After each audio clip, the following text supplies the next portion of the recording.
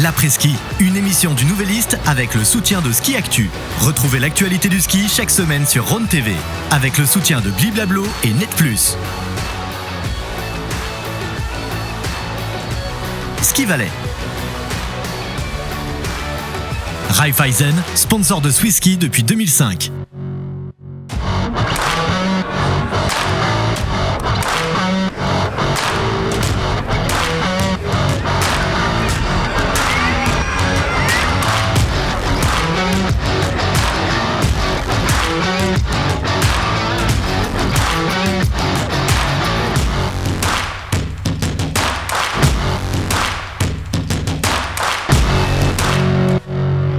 Salut tout le monde, bienvenue ici à Cortina pour cette nouvelle émission de l'après-ski. On passera de Cortina à Bormio en passant par le plateau à Sion également et un petit détour également par le Brésil pour danser un peu de samba. Un peu de samba, c'est ça. Hein. En parlant de samba, on espère que les skieuses suisses puissent être à la fête encore.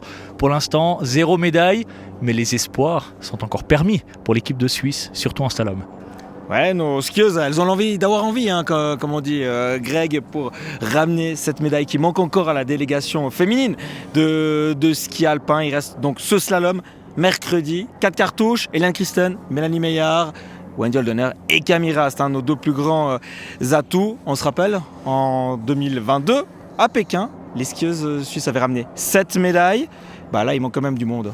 Il manque du monde, Lara Goudberami qui est absente, qui est blessée, Michel Guizine également, Corinne Souter qui n'est pas au top de sa forme, mais on espère quand même qu'elle puisse gagner une médaille et ne pas reproduire le scénario de Vancouver en 2010. À Vancouver, 0 médaille, c'est également le cas à Nagano à l'époque, donc c'est rare d'avoir des Jeux Olympiques sans médaille pour la délégation féminine de ski alpin. Bon, nous on n'a pas de médaille encore, mais il y en a un qui s'éclate avec ses médaillés à Bormio. Toi, Laurent, Roland, c'est plutôt pas mal. Oui mais Roland, en effet, on vit des instants incroyables ici à Bormio. Vous le voyez derrière moi, probablement c'est de la folie. On ne peut plus s'arrêter de fêter des médailles. Rendez-vous compte, en ski alpin, on en a fêté 8 toutes ici. C'est une razzia totale. Les journalistes du monde entier nous envient, les spectateurs du monde entier nous envient. Et aujourd'hui, on a terminé en beauté avec ce titre olympique de Loïc Meillard au terme d'une course complètement folle avec la sortie de piste d'Athlée McGrath qui a ensuite couru dans la forêt pour aller décompresser. C'était complètement dingue vraiment. Et là, Loïc Meillard qui vient d'aller fêter un petit peu avec son fans club, qui a promis de faire une grande fête ce soir. Non, c'est clair, c'est fantastique. Je pense une médaille olympique, c'est déjà un rêve pour tout athlète et de pouvoir en faire 3 de toutes les couleurs dans les mêmes jeux, c'est exceptionnel. Il y a que Maudit Miller qui l'a fait en 2010, l'arc-en-ciel des médailles. Je la prends maintenant. Justement, vous nous disiez, après le géant samedi, gagner une médaille, c'est un rêve inaccessible. Gagner un titre olympique, à quoi ça ressemblait pour vous en tant qu'enfant ? Non, je pense que c'est un peu le rêve de se dire c'est une course tous les 4 ans où il faut être prêt le jour J, où il faut performer le jour J avec la pression qu'on se met nous-mêmes et tout le monde. Et ça, c'est quelque chose qui n'est pas forcément donné et de pouvoir le réussir, c'est exceptionnel. Au moment de recevoir cette médaille, d'entendre l'hymne national, à quoi est-ce que vous pensiez, Loïc Meillard ? Je pense un peu à tout le chemin parcouru en fin de compte en tant que gamin, mais aussi je pensais les derniers mois. Voilà, c'est clair, la saison n'a pas forcément commencé optimale et après je dirais ça fait quand même 2-3 semaines où on a beaucoup fait de kilomètres en technique, où on a essayé vraiment de se préparer avec l'idée d'arriver ici en pleine forme et de réussir à le faire. Je pense que ça montre le travail qui a été fourni aussi par le staff et donc je pense que c'est un peu des émotions comme ça de toute l'histoire, je dirais, pour en arriver là, de tous les gens qui m'ont accompagné et qui ont leur petite partie de la médaille. C'est à eux que je pense à ce moment-là. Vous avez parlé de ce début de saison qui était un peu plus compliqué avec les douleurs au dos. Comment est-ce que vous expliquez cet esprit de résilience où à chaque fois vous arrivez à revenir, à rebondir et à performer lors des grands rendez-vous ? Non, franchement, en début de saison, en fin de compte, c'est clair que l'histoire du dos, de toute façon, ça me suit depuis 2 saisons et ça va me suivre dans les prochaines aussi. Ça fait partie de moi désormais, ça fait partie de mon corps et ça, je peux pas le changer. Après, je pense en début de saison, c'est aussi. Je suis arrivé prendre en début de saison, il n'y a pas tout qui a bien été et à la fin, c'est comme ça, on peut rien y changer. En fin de compte, je donnais le maximum de moi-même quand même. Il y a des petites choses qui se mettaient pas en place ou qui étaient bloquées et en fin de compte, c'est là qu'il faut continuer à s'accrocher, continuer à travailler avec les bonnes personnes autour de soi pour trouver les solutions et en fin de compte s'accrocher un petit peu aux quelques bons virages qu'il y a pour essayer de construire petit à petit un virage après l'autre, un jour après l'autre Et quand on arrive ici à gagner 3 médailles, je dirais tout ce chemin en vaut la chandelle. Lorsque vous franchissez la ligne d'arrivée aujourd'hui, on voit des émotions, même s'il y en a encore un qui doit descendre, mais on a senti des émotions chez vous. Vous sentiez que c'était bon, que ça allait le faire pour peut-être aller chercher ce titre? Alors je dirais le sentir, c'est tout à dire. En tout cas, je l'espérais que ça soit bon. Après en tout cas, j'étais satisfait parce que voilà, meilleur temps de la deuxième manche en partant 29 aux Jeux Olympiques avec la pression qu'il y a, c'est exceptionnel. Et donc pour ça, j'étais plus que satisfait du ski que j'avais fait. Et de mon côté, je dirais j'avais fait le job et maintenant c'était que le meilleur gagne et rien d'autre. Et s'il serait été plus rapide, j'aurais aucun regret de toute manière. Vous avez déjà réfléchi, vous savez déjà ce que vous allez faire de ces 3 médailles une fois rentré à la maison? Non, alors de toute façon, je pense j'ai un endroit où je mets absolument tout dans une pièce et puis ça s'arrête là. En fin de compte, il n'y a rien d'exceptionnel et donc ça ira avec tout le reste. On va bientôt l'agrandir cette pièce. Je pense oui, alors on peut toujours en prendre plus et voilà, de toute façon, je pense à la fin, c'est plus des moments, des émotions qui sont vécues, des souvenirs qui sont vécus, qui restent dans la tête et c'est pas forcément la médaille en elle-même qui vaut la peine, je dirais, c'est plus tout ce qu'on vit à côté. Est-ce que tu peux nous montrer cette médaille justement, un petit peu? Ces médailles. Autre grande nouvelle, bien sûr, il va devenir papa cet été. Et que des bonnes nouvelles, que des émotions. Il y a eu beaucoup de larmes qui ont été versées toutes ces 2 dernières semaines à Bormio. Il y en a aussi eu à Livigno, notamment grâce à Mathilde Gremaud. Et puis beaucoup de choses à dire, beaucoup de choses à faire, beaucoup de choses à voir. L'ambiance dans le village n'était pas la plus folle. On a parfois regretté qu'on soit un peu en dehors de ces Jeux Olympiques à Bormio, contrairement à Livigno, à Cortina peut-être, à Antolz. Mais toujours est-il que pour les Suisses, c'était un endroit assez extraordinaire, notamment devant cet hôtel des Suisses où de très nombreuses médailles ont été fêtées. Pour les slalomeurs aussi. Et je crois, Marine, que toi, tu es justement avec quelqu'un qui fait un peu de tic-tac. Et oui, malheureusement, nous ne sommes pas du voyage aux Jeux Olympiques de Milan et Cortina, mais je suis bien accompagnée avec Ramon Senazon. Bonsoir, Ramon. Bonsoir, merci pour l'invitation. Merci à toi d'être venu. On parle de ces Jeux Olympiques. Est-ce que c'était le gros objectif de ta saison, de cette qualification? Ouais, c'est clair. Ouais, je pense que ça aurait été vraiment l'objet. Mais j'ai pas réussi. Ouais. Et comment faut accepter aussi la défaite des fois. Oui. Et comment tu as vécu ce début de saison et justement un peu cette course à cette qualification? Ouais, mon début de saison, il y avait des bonnes choses, mais en général, j'ai pas réussi à montrer mes performances de l'entraînement sur la course, et c'est pour ça ça n'a pas suffi.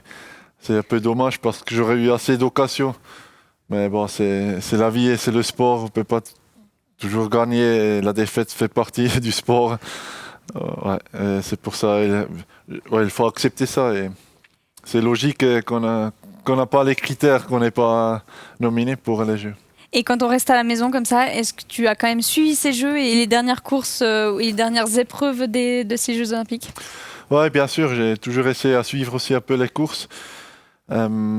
Mais de l'autre côté, j'avais aussi pas mal de courses moi-même, c'est pour ça que j'avais pas toujours du temps pour suivre ça. Oui. Et par rapport à la question d'avance, sûr c'était difficile, mais de l'autre côté, j'ai aussi le privilège d'avoir déjà participé aux 3 Jeux. C'est pour ça il faut être aussi, il faut remercier aussi ça que pas chaque athlète peut vivre 3 Jeux. Et c'est pour ça, c'est pas le fa du monde que j'ai pas pu participer là à Bormio, mais c'est sûr ça aurait été un but. Ouais. On va parler de ton actualité un petit peu plus tard. On va parler des résultats qu'il y a eu, notamment hier lors du slalom des Jeux Olympiques et une victoire suisse, Loïc Meillard. Tu as pu regarder la course? Ouais, aujourd'hui j'ai vraiment pu regarder toute la course. C'est clair, comme slalomeur, tu regardes le slalom, c'était de nouveau un événement très intéressant.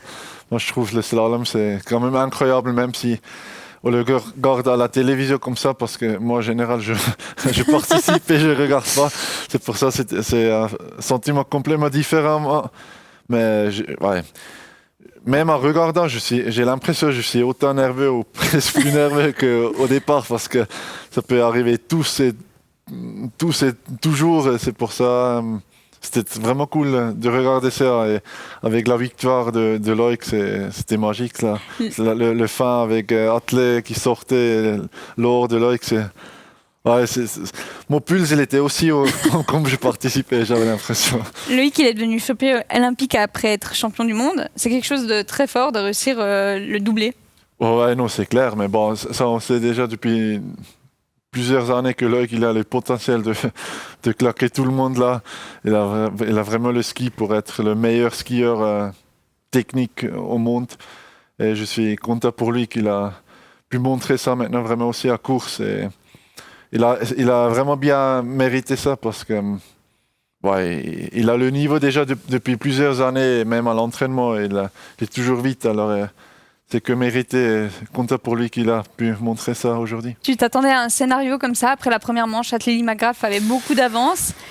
Ouais, quand Athlée était au départ, la deuxième manche, je me suis dit, ça y est, c'est pas facile de...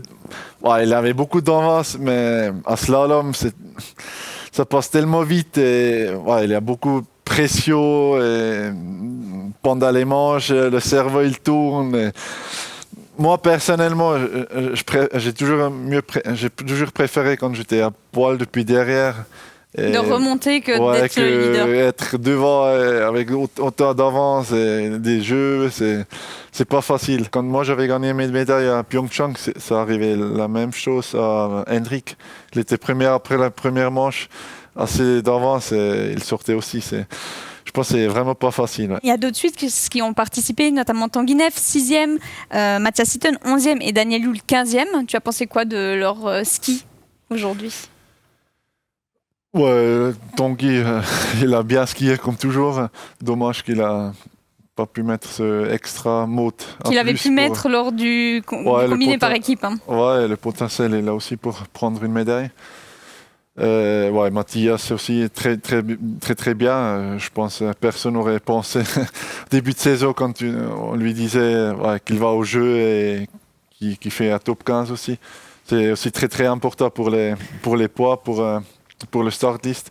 Oui, les 15 premiers aujourd'hui marquaient des points pour la Coupe du Monde.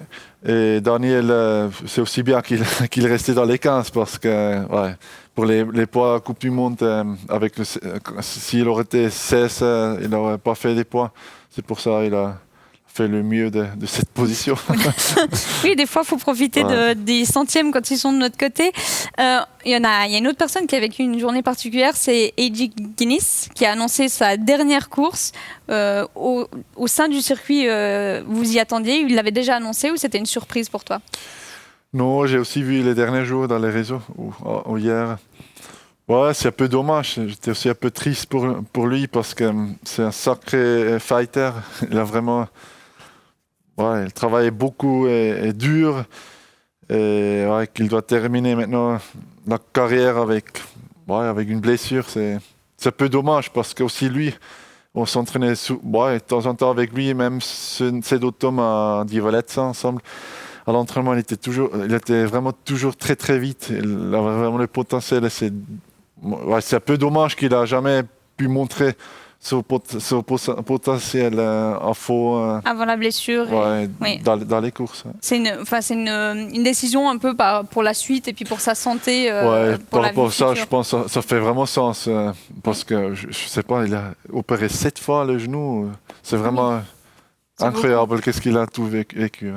Il y a un autre Suisse qui a sûrement dû te marquer et vous marquer à la maison, c'est Franjo von Halmen. 3 médailles d'or. T'as trouvé ça aussi incroyable et t'as vibré, t'as pu regarder aussi les courses? Ouais, bon, ces 3, Franjo, Odermatt et Loïc, ils vont tous avec 3 médailles.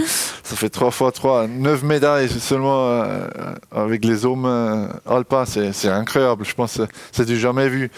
C'est incroyable, c'est sensationnel pour la Suisse et pour tout le monde. Tu parles de ces épreuves de vitesse. Est-ce qu'un jour, tu as imaginé, ou plus jeune, faire des courses de vitesse? Moi, non. Jamais.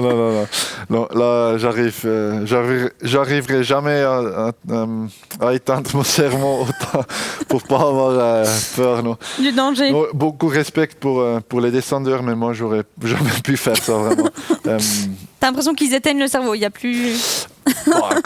Quand tu descends avec 150 km/h, ils vont nus dans les combinaisons. Là, il faut vraiment pas trop réfléchir parce que c'est dangereux. Ouais. Non, vraiment beaucoup de respect pour eux, mais moi j'aurais jamais voulu faire ça. Même la santé me vaut presque trop de prendre ces risques-là. Et même mon entourage, ma famille et tout le monde, je pense, ils t'auraient pas laissé. Ils auraient mouru quand j'aurais fait une descente. Ouais. On dit souvent, aux Jeux Olympiques, c'est les médailles qui comptent. D'ailleurs, tu as accepté de nous amener les tiennes, et d'ailleurs, merci beaucoup. À quoi tu penses quand tu vois ces médailles ? Moi, j'ai l'impression, c'est comme c'était hier, j'ai encore tous mes souvenirs de Pyeongchang. C'était il y a 8 ans. Oui, c'est ça. C'est incroyable comme ça a passé tellement vite. Mais je me souviens de tous encore, même du voyage. Après, on a passé une nuit à Séoul. Je suis sorti seul encore dans la ville de Séoul parce que les autres, ils étaient fatigués. Après, on est monté à haut, on avait l'hôtel près des pistes. C'est aussi l'occasion de découvrir des pays où vous n'allez pas lors de la Coupe du Monde. Ouais, j'aime toujours bien de découvrir des nouveaux stations de ski ou des nouveaux pays. C'est pour ça que j'ai aussi fait les dernières semaines un peu des courses à gauche à droite. C'était aussi des nouveaux stations de ski. Et, je suis curieux pour voir d'autres choses et pas voir toujours les mêmes stations. Si elles sont si spéciales, est-ce qu'à la maison, elles ont une place en particulier ou pas ? Honnêtement, pour l'instant, elles étaient à la banque, au trésor. Parce que je suis tellement beaucoup autour. Et même l'été, quand je ne suis pas à la maison, on se disait on le met dans le trésor pour être sûr qu'elle reste là. Qu'il reste là. Et qu'est-ce qu'elles ont changé à ta carrière ? Il y avait beaucoup plus d'intérêt après, sûrement. Il y avait beaucoup plus des médias, des sponsors. Mais bon, c'est pas que les médailles qui ont changé ça, mais c'était un peu le début de mon déclic. Parce que j'avais fait une 4e à Wengen et après, j'avais gagné le parallèle à Stockholm. Et après ça, et après le premier podium à slalom, alors c'était vraiment le début de ma carrière. C'était le début du déclic, ouais. de ces, 5 ans où j'étais après dans les top 7. Le savais-tu que Loïc et toi faites partie des 4 slalomeurs suisses à avoir gagné des médailles olympiques ? Ça, je sais, ouais. Il n'y en a que 4. Ouais, c'est incroyable. Ouais, et je pense, avant moi, c'était Jacques Luity qui a gagné et ça, c'était déjà, 37 ans avant. C'est pour ça que je suis très heureux qu'on n'a pas dû attendre de nouveau 37 ans pour la prochaine. Et Loïc, il l'a fait 8 ans après. Ouais. On le rappelle, tu es monté sur 14 podiums de Coupe du Monde, 10 en slalom, donc 4 victoires. Est-ce que tu aurais imaginé ça étant plus jeune ? Ouais, j'avais pas pensé à ça, mais le but c'était toujours avoir du plaisir et j'aimais skier. Mais j'aurais tout de suite signé et non, je pense que j'ai même pas trop rêvé de ces médailles, de ce succès.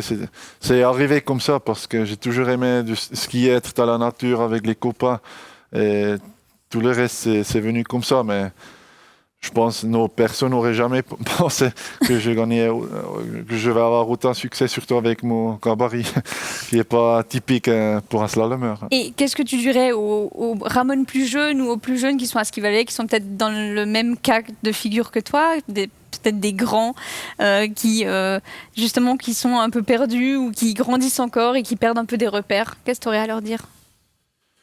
Ouais, continuer à travailler, continuer à avoir plaisir. Le plaisir, c'est très très important.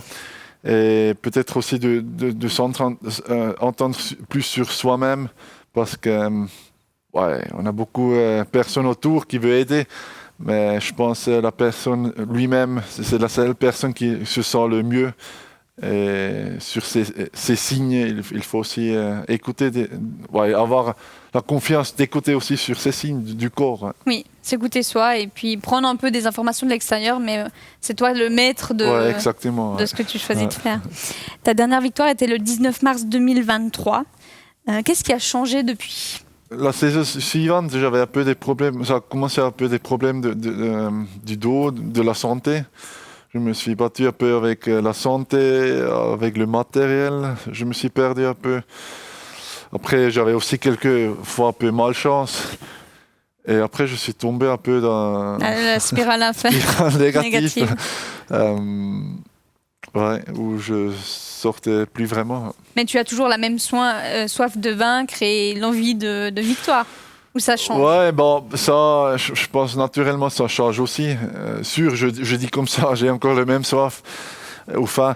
Mais bon, après, je pense avec l'âge, ça change quand même aussi un peu. Et les priorités, ils se changent aussi peut-être un peu.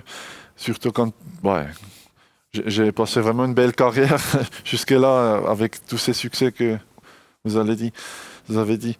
C'est pour ça, j'ai encore faim et surtout j'ai encore les niveaux et c'est pour ça que je continue encore. Et j'essaie de me rebattre et de finir encore un jour sur la boîte de nouveau. Peut-être à côté de Henrik Kristoffersen et Marcel Hirscher s'il revient l'année prochaine.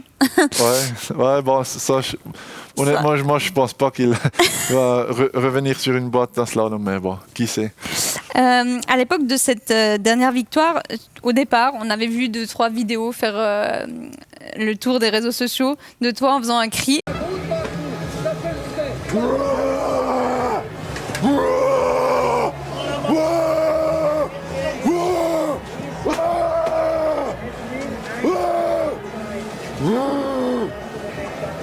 Est-ce que c'est toujours là ou pas? Ça dépend de la situation. Des fois, je le fais. Quand je sens que j'en ai besoin, je le fais. Mais il y a quand même aussi beaucoup de courses où je suis très tranquille et je le fais pas. Mais à l'époque, j'avais fait plus, en tout cas. Ouais. Mais j'avais aussi plus presque de peur, de respect. Je me souviens encore, quand je faisais un Schladming, c'est là où ça faisait le tour après. J'avais vraiment un peu... peur ou respect. C'était Schladming, il y avait 50 000 spectateurs. Moi, j'étais 4e après la première manche. C'était une piste très, très, très glace. J'étais tellement entre respect et peur et avec ce cri. J'avais un outil pour me défendre un peu contre ça. Et quand j'ai plus peur, je le fais pas. c'est un peu comme ça. Ouais. Tu as eu ces dernières semaines, on l'a dit avant, refaire des courses de Coupe d'Europe nord-américaine. Est-ce que tu peux nous expliquer pourquoi et pour quelles raisons tu as fait ces choix? Bon, entre Schladming et Kranjska, il y a 5 semaines et demie. Et quand tu n'es pas qualifié au jeu, il y a 5 semaines et demie où rien qui se passe.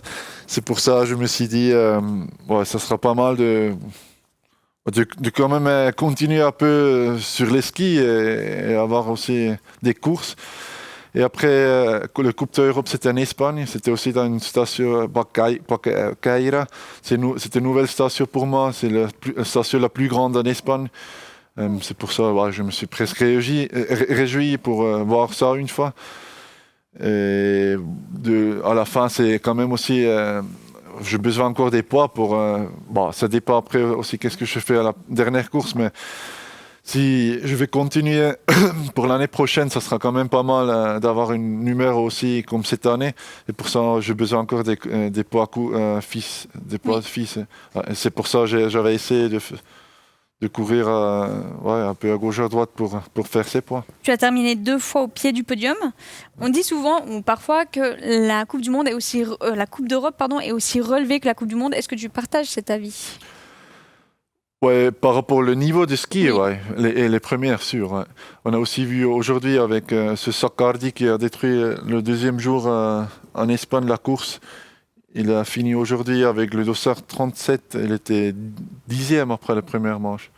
Oui, donc il y a aussi la trentaine. Le niveau, il est là. Ouais. Mais après, au niveau prestige, c'est un autre monde. Tu es là, il n'y a personne il n'y a pas beaucoup qui s'intéressent. Qu'est-ce qui se passe là en une course Coupe d'Europe? Ouais. Oui, il y a aussi beaucoup moins de sponsors, d'images télévisées. Et on a vraiment l'impression d'être dans un autre monde. Et en course FIS ou plus jeune, c'est encore différent. Et surtout quand tu viens d'arriver de 14 Coupe du Monde. Quand tu refais un Coupe d'Europe, tu es là et tu te dis où est-ce que tu es tombé là? On l'a dit, la saison de Coupe du Monde n'est pas terminée. Il reste un slalom le 8 mars à Kranjska Gora. Du coup, ton objectif principal, c'est de marquer encore des points pour la saison suivante. Ouais. L'objectif, c'est de pouvoir montrer mon potentiel de ski et après, on regarde qu'est-ce qui sort. Kranjska, c'est sûr, c'est une piste et une station où j'aime bien. J'ai presque eu le plus de succès à Kranjska dans ma carrière. J'avais fait mon premier podium en Coupe du Monde, ma première victoire là, avec une seconde d'avance sur Henrik et Marcel et encore une 3e place. C'est pour ça, c'est une station où j'aime toujours bien. Et j'essaie à montrer mon meilleur ski là et après on regarde qu'est-ce qui arrive. Malheureusement, normalement, il n'y aura pas de finale pour toi cette année. Est-ce que tu peux expliquer les critères, peut-être pour nos téléspectateurs qui nous regardent, pour accéder à ces finales de Coupe du Monde? Ouais, il faut être c'est assez facile, il faut être dans les premières 25 du World Cup list, pas de World Cup start list. Et les premières 25, ils participent. Alors c'est pas encore c'est pas impossible si. C'est serré? Non, bon. Je devrais faire peut-être avec un podium facile. Non, je sais même pas. J'ai pas les pas dans la tête. Non. On verra ça. Je me concentre. J'ai assez de boulot avec mon ski, de montrer mon ski sur la neige. Et le reste, les calculations, ça reste du temps après. La saison, elle approche. La fin de saison approche à grands pas. Est-ce qu'on peut déjà te demander comment tu vois la suite? Bon, tu en as un peu parlé, mais la fin de saison et puis peut-être la suivante. Non, j'ai assez de choses à penser. Je peux vraiment pas dire parce que je le sais aussi pas. Mon but, c'est vraiment faire pas par pas. Et les prochaines pas, c'est de me reposer un peu parce que les dernières semaines, c'était intensif avec les courses que j'avais fait et surtout après le janvier. Et de me reposer bien et après de me bien préparer pour Kranjska Gora. Et après, on verra. Peut-être quand même des mondiaux à la maison, à Crans-Montana? Ouais, sûr, c'est toujours un but, mais après... quand j'étais jeune, j'ai toujours dit j'aimerais skier jusqu'à 40 ans. Mais bon, je sais pas, il faut voir course par course et saison par saison aussi. Ouais. Et comment va ton dos maintenant? Non, il va pas mal. Il t'embête moins. Ouais. Finalement, nous allons terminer cet entretien avec 3 photos qu'on a récupérées sur ton compte Instagram et que tu vas nous expliquer pour qu'on puisse mieux te connaître. Est-ce que tu arrives à dire où c'était et quand c'était? Ouais, ça c'était cette année à Wengen. Oui. Ouais. Et en légende de cette image, tu as mis un petit cœur brisé. Qu'est-ce que tu as ressenti ce jour-là? Ouais, c'était une course, je comprenais pas pourquoi j'étais autant lent. J'avais même pas un mauvais sentiment, mais j'ai perdu 3 secondes et demie. Je pense que c'était un de mes courses les plus longues dans ma carrière. Sans avoir senti. Ouais. Oui, il y a des jours comme ça où tu as l'impression que tout marche et tout va bien. Il y a des jours où tu as l'impression que ça a été et finalement, à l'arrivée, c'est exactement comme ça. Des fois, on a un mauvais sentiment et on est vite. Et des fois, on a un bon sentiment et on n'est pas vite. C'est vraiment complexe, ce sport, des fois. La deuxième image, c'est celle-ci. Alors, on l'a tirée d'une vidéo qui était sur les réseaux sociaux. À côté du ski, tu gardes une partie d'études, c'est ça? Ouais, j'avais fait le bachelor à Unidistance Suisse. Ouais. Et tu l'as terminé? Ouais, je l'ai terminé. Ouais. Et tu continues les études ou pas? Ouais, peut-être je vais faire encore le master en Uni Suisse aussi, en économie. Ouais. Oui, et c'est important pour toi d'avoir cet équilibre entre le sport et puis... Ouais, j'ai l'impression que ça me fait du bien d'étudier aussi à côté parce que sinon on pense pendant toute la journée que au ski et comme ça t'as quelque chose d'autre à penser et même après la carrière c'est bien si t'as déjà un papier. Oui. Et même c'est aussi jamais avec les blessures et comme ça. Non, pour moi c'est vraiment une bonne chose d'avoir encore quelque chose d'autre dans la tête. Donc tu encouragerais les jeunes à faire ce choix-là? Ouais, et surtout là avec l'unidistance, ils sont vraiment tellement flexibles. Il y a tout le monde qui peut faire ça parce que tu peux gérer tes cours et prendre une année de plus. Et ils sont vraiment cool. Ouais. Parce qu'avec une uni normale, je ne sais pas si ça se fait avec le sport. Ça fait peut-être un peu beaucoup de charges. Ouais, je pense... Non, ça aurait été trop de stress pour moi. Mais avec l'unidistance, tu peux gérer tout, c'est Donc C'est c'est bien. cool. Ouais. Et puis une dernière image, la troisième. Ouais, j'aime bien. En général, moi, à l'été, en général, j'aime bien l'eau. Je préfère encore la mer. Et je fais beaucoup sur l'eau. J'ai commencé avec la plage à voile quand j'étais petit, du catamaran, après du kitesurf. Là, les dernières années, j'ai commencé avec le kite foil, le wing foil, le pump foil. T'as tout essayé. Ouais, j'ai tout. Et, ouais, j'aime bien de me bouger sur l'eau et surtout sans du benzine, un peu avec les forces de la nature, avec le vent. Oui. Je trouve ça, c'est presque comme un ski, parce qu'un ski, tu descends aussi avec la force centrifuge qui te pousse en bas. Et, ouais, j'aime bien. Et je trouve aussi que c'est un bon sport pour l'équilibre, pour le ski aussi. Ouais. Tu n'as jamais envisagé une carrière en vitesse, Non. mais est-ce que tu as envisagé une deuxième carrière sur l'eau ou pas? Je sais pas, non. Je pense que ça va rester pendant toute ma vie quelque chose pour le plaisir. En parlant de planche, Greg et Johan sont à Cortina en compagnie d'un athlète qui maîtrise plutôt bien une planche. On les retrouve juste après la publicité.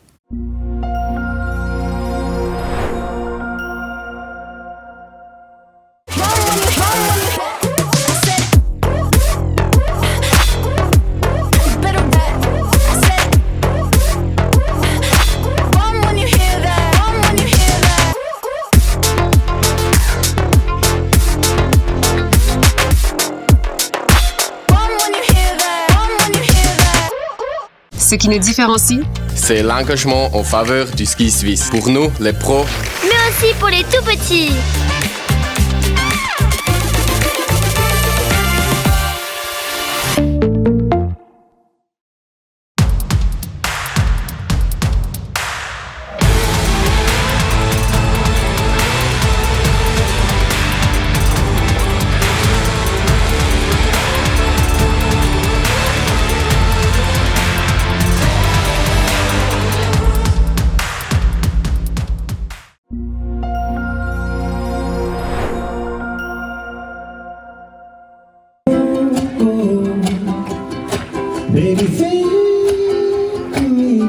Fala galera, aqui é o Pat Bergener, o brasileiro mais suíço do brasileiro.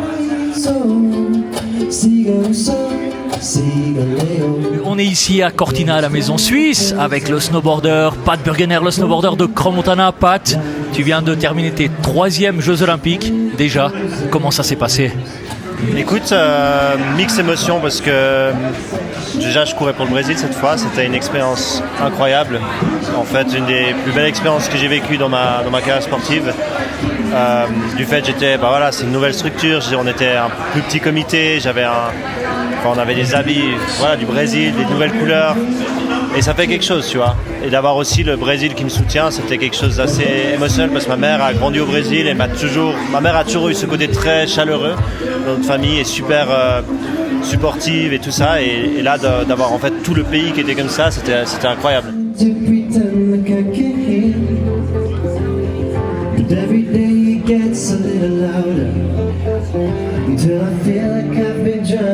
Ça s'est fait cette année en Italie, pays des Alpes.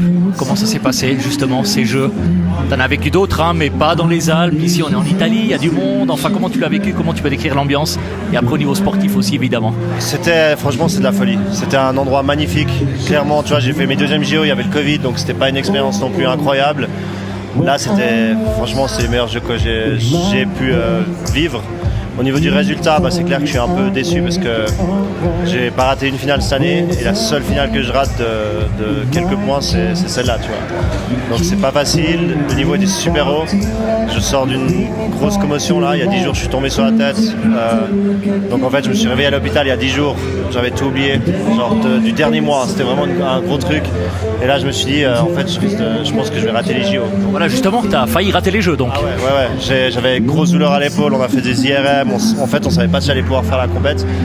On a fait un gros suivi avec les médecins et j'ai pris le risque de faire la compète parce que théoriquement, 2 semaines après une commotion, tu prends 0 risque. Donc pour moi, c'était un exploit. Tu vois. J'ai même les frissons d'y penser que je suis là et que je suis en fait 10 jours après cet hôpital. Donc franchement, c'est une magnifique magnifique expérience. C'était la cérémonie d'ouverture, c'était un truc. Nos habits, j'ai fait un backflip. Je me suis amusé, disons.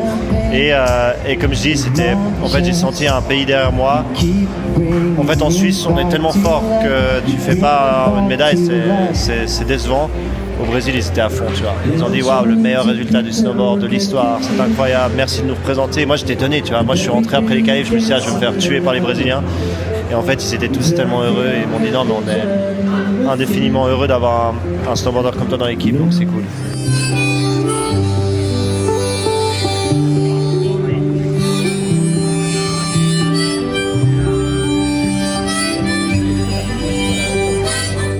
Pas de regret parce que franchement, le podium était pratiquement inatteignable avec ce qui s'est passé. Et voilà, moi je profite de tout ce qu'il y a autour. Maintenant j'ai les concerts et puis c'est trop cool pour Lucas. Il nous a ramené cette médaille pour le Brésil et c'est cool de faire partie de ce mouvement avec lui. Tu as parlé de peut-être tes 3e et derniers Jeux Olympiques. Il y a une décision qui est déjà prise ou bien tu vas réfléchir? Tu peux repartir pour des 4e? Non, alors dans l'idée je vais repartir sur un 4e. Après, tu vois, jusqu'à maintenant, je me battais quand même pour les médailles. Pour moi, c'est quand même un objectif. Maintenant, tu vois, j'ai quand même beaucoup de choses dans ma vie, entre tout ce que je fais, que ce soit dans le acting, dans la musique. Et c'est vraiment quelque chose que j'ai envie de développer ces prochaines années. Là, j'ai une super lancée maintenant avec mon premier morceau brésilien qui est en train de buzzer au Brésil. Et tu vois, pour moi, c'était aussi une partie de ce projet, c'était de dire, ok, pour moi, culturellement, ça m'ouvre à quelque chose de nouveau, de potentiellement faire de la musique en portugais. J'ai appris le portugais, j'ai fait ma musique, et en fait, on verra où ça me mène. Mais je pense que là, j'ai un gros coup de motivation de suivre ce rêve aussi, tu vois. Ramon, on le voit dans ce documentaire, Pat Burgener a choisi de courir pour une autre nation, le Brésil. Toi, de ton côté, pour quelle autre nation aurais-tu pu courir? Je pense que je suis tellement content avec la Suisse parce qu'en Suisse, nous, on a vraiment le meilleur support de tous les pays au niveau l'entraîneur, entraînement et tout ça. Je pense que je ne changerai pas la nation. Bah, c'est un choix correct, on l'accepte. L'émission, elle touche déjà à sa fin. Merci beaucoup d'être venu et puis d'avoir répondu à toutes nos questions. On croise les doigts pour la fin de ta saison et puis pour que tout se passe et qu'on se retrouve l'année prochaine. Mais avant de laisser place à tes talents d'artiste et puis que tu dessines sur la toile, on vous rappelle à la maison que vous pouvez jouer à un jeu concours en répondant à la question suivante: qui a remporté la descente olympique en 2010? Est-ce qu'il s'agissait de Pirmin Zurbriggen, Didier Defago ou Roland Colombin? De nombreux lots sont à gagner. On vous souhaite une très bonne fin de soirée. Profitez de ces derniers jours de Jeux Olympiques, notamment le slalom féminin qui aura lieu ce mercredi. On se retrouve la semaine prochaine. À tout bientôt. Ciao, ciao. E anche se sale sul pezzo, sai che a noi tanto poi va bene lo stesso. Se il caldo scioglierà la neve di Cortina, la peschi sarà dalla sera alla mattina, anche senza sci. Sto weekend è una rapina, ma sai che è così quando vuoi restare in cima. Milano, Cortina, il giro di Alex, Milano, Cortina, il giro di Alex, Milano, Cortina, il giro di Alex, Milano, Cortina. L'après-ski, une émission du Nouvelliste avec le soutien de Ski Actu. Retrouvez l'actualité du ski chaque semaine sur Ron TV avec le soutien de Bliblablo et Net Plus. Ski Valais. Raiffeisen, sponsor de Swiss Ski depuis 2005.